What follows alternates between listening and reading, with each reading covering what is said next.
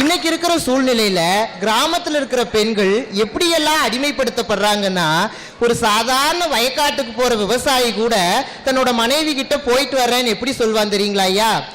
வாசலுக்கு வாராதடி வெத்தலைய வாய் செவக்க போடாதடி, கருப்பு பொட்டு வைக்காதடி என் கண்ணே ரஞ்சிதமே, கண்ணு திஷ்டி விழுந்துடு நான் போறேங்கலனிக்கு, மஞ்ச குளிக்காதடி மை பொட்டு வைக்காதடி, கண்ணாடிய பார்க்காதடி என் கண்ணே ரஞ்சிதமே, கண்ணு திஷ்டி விழுந்துடு நான் போறேங்கலனிக்கு, வேலை வெட்டி இல்லாமலே வெடலைங்க சுத்துதடி, காலங்கெட்டு கிடக்குதடி என் கண்ணே ரஞ்சிதமே, கதவோதேறக்காத நான் போறேங்கலனிக்கு.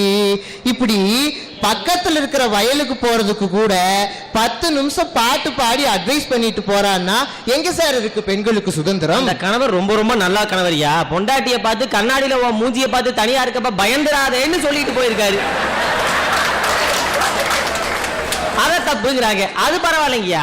அந்த கணவர் கடைசியா என்ன சொன்னார் தெரியுங்களா? வெடல பசங்க வெளியே சுத்துறாங்க, கதவை பூட்டிக்கோன்னு தான் சொன்னாரு. ஒளிய வெளியே பூட்டிட்டு போல. பூட்டிட்டு போயிருந்தா வேணா சுதந்திரத்தை கெடுத்தா இருக்கலாம். பூட்டிக்கோங்கிறது பாதுகாப்புங்கய்யா.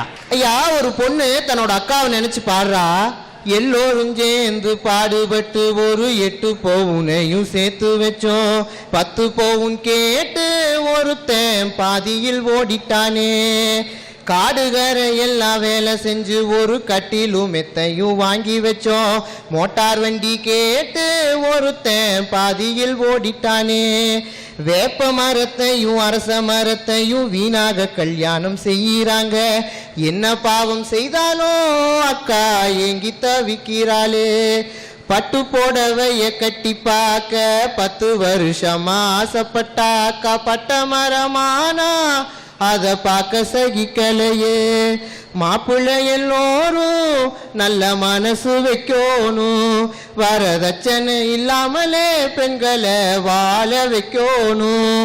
என்னைக்கு நம்ம நாட்டுல வரதட்சணை ஒளியுதோ அன்னைக்கு நான் ஒத்துக்கிறேன் சார் பெண்களுக்கு சுதந்திரம் கிடைச்சிருச்சுன்னு. ஐயா ஒரு நிமிஷம் ஐயா, அவரு ஒரு காரணமா சொல்லி மாப்பிள்ளை பையன் ஓடிட்டான். உண்மையாக என்ன நடந்திருக்கு தெரியுமா? அந்த பொண்ணை மாப்பிள்ளை பையன் பார்த்திருப்பான், அதனாலதான் அவன் ஓடி போயிட்டான். நாங்கெல்லாம் இழுத்துட்டு ஓடி கல்யாணம் பண்றோம்னு எதுவா பேசுறாங்க, கேவலமா பேசுறாங்களே. இப்ப புரியுது ஐயா? நாங்கெல்லாம் இழுத்துட்டு ஓடி என்னத்துக்கா கல்யாணம் பண்றோம்? இலவசமா பல பெண்களுக்கு திருமணம் பண்ணி வைக்கிறையா. இப்படி வரதட்சணையே இல்லாம வாங்காம வாழ்க்கை கொடுக்குற எங்களை போய் இழுத்துட்டு ஓடி கல்யாணம் பண்றாங்க, இவ்வளவு கேவலமா பேசுறாங்களேயா. அதெல்லாம் தர்மமா ஐயா? நீல தியாகி. ஆமா ஐயா, தியாகி. ஐயா, திருமணத்துக்கு அப்புறம் ஆண்கள் அப்படி பெருசா என்னையா இழக்கிறாங்க?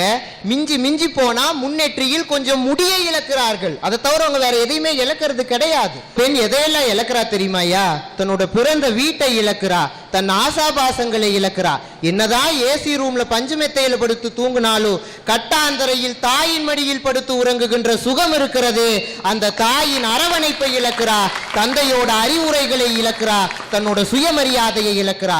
இதுக்கெல்லாம் மேலா மலரே, நீயும் நானும் ஒரு ஜாதி. நீ வாழ்வது வண்டுக்காக, நான் வாழ்வது என் குடும்பத்திற்கு செய்யும் தொண்டுக்காக. அவ தன்னோட குடும்பத்துக்காக தன்னையே தியாகம் பண்றா சார். ஆனால் ஒரு ஆணை தன் வாழ்நாள் முழுவதும் சார்ந்து வாழ்தல் என்பது ஒரு பெண்ணின் மகிழ்ச்சிக்கு கேள்விக்குரியன்னு சொல்லி திருமணத்துக்கு அப்புறம் பெண்களுக்கு தான் சுதந்திரம் அதிகம் பறிபோகுதுன்னு சொல்றையா. ஐயா, எங்களை நீங்க எவ்வளவுக்கு எவ்வளவு கெட்டவேன்னு நினைக்கிறீங்களோ அவ்வளவுக்கு அவ்வளவு நாங்க ரொம்ப நல்லவங்கய்யா. கெட்டவனை பத்தி ஒரு கெட்டவனே பேசுறான். ஐயா, என்ன மாதிரி நல்ல பசங்கள்லாம் பரீட்சைக்கு போனாங்கன்னு நினைச்சுங்க, மறந்துடாம பிட்டு எடுத்துட்டு போகணும். அதே பசங்க ஒரு பொண்ணை பிக்கப் பண்ண போறான்னு வச்சுங்க, மறந்துடாம பரிசுல பணத்தை வச்சுட்டு போகணும். அதே பையன் இன்னொரு பொண்ணையும் பிக்கப் பண்ண போறான்னு நினைச்சிங்களேன், மறந்துடாம அந்த பொண்ணோட அக்காளுக்கு தெரியாம போகணும்.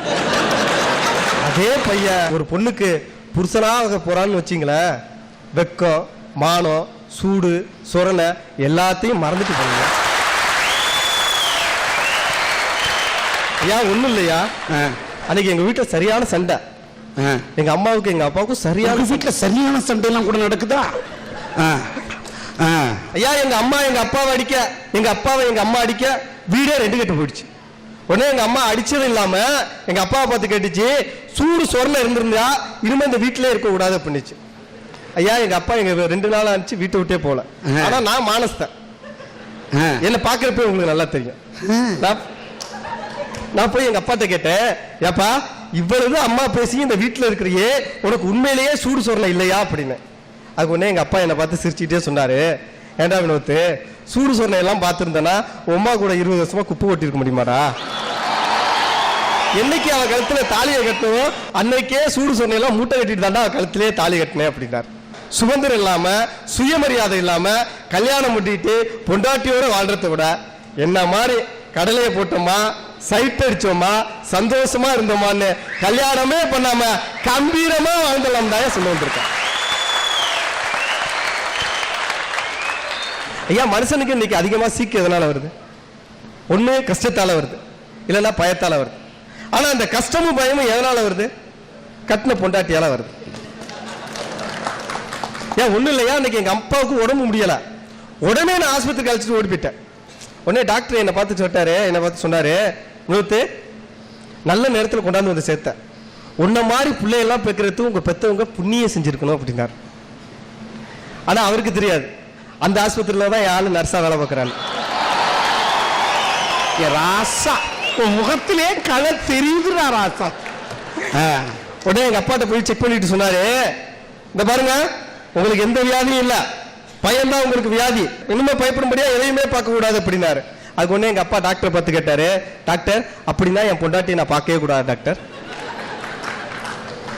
இப்படி பயந்து பயந்து வாழ்றதோட என்ன மாதிரி கம்பீரமா கல்யாணம் பண்ணாம வாழ்ந்துடாயே சொல்ல வந்தேன். என் நண்பர் ஒருத்தர் கேட்டாரு திருமணம்னா என்னன்னு. நான் அவருக்கு சொன்னேன், well known well that people know well still they fall in the well. அப்படின்னா திருமணம்ங்கிறது ஒரு கிணறு, அது கிணறுங்கிறது எல்லாருக்குமே தெரியும், தெரிஞ்சுமே உள்ள போய் விழுவாங்க, அதுதான் திருமணம். அப்படி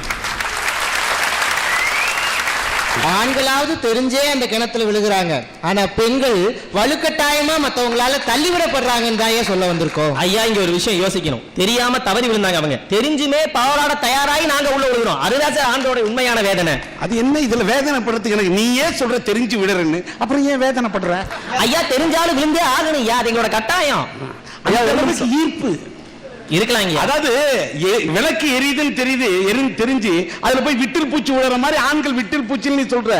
விளக்கு அப்படிதான் எரியும், நீ விழறன்னு தெரியுது இல்ல, விழறதுல உனக்கு ஒரு சந்தோஷம் இருக்கு தானே? இல்லையா அது விட்டில் பூச்சியோட தலையெழுத்து, அது மாதிரி இன்னைக்கு ஆண்களோட தலையெழுத்துங்க ஐயா இது. ஐயா கல்யாணம்லாம் இதெல்லாம் ஒண்ணும் இல்லையா.